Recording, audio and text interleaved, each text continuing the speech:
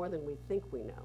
And no matter how fancy the computer setup or how gee whiz the situation, there are so many times when just good old common sense works just well. Particularly in my business, I mean, I will frequently fly with somebody who's relatively new or hotshot. You know, they came out of some big aviation academy and they know it all. And every now and then, I'll make some suggestion. They'll kind of look at me like, well, that's not in the book. That's not the way we do it. And I'll say, I got this really cool letter about 5 years ago from the company. It said, we hire you to use your brain. And we hereby give you permission to use your brain.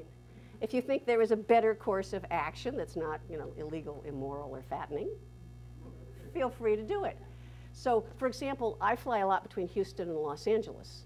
And in the wintertime, when the winds are strong, when you go from Houston to Los Angeles, if you go up high at the altitude they've planned for you, you've got this headwind that's, you know, 100 knots.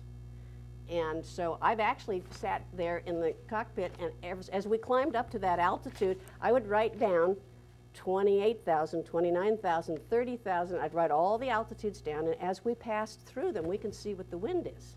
And I would write down all the winds next to it.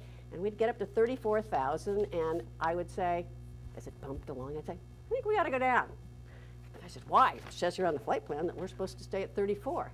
I said, well, let's see. We've got 122 knots right on the nose, big, big headwind. And down here at 28, there's only 52 knots. I would highly recommend, and I remember when we passed through it, it was smooth. I'm going to suggest we'll find out if anybody else is down there, but it sure would be nice to go down there, not to be bumping along, save a whole bunch of time, and show up 20 minutes early.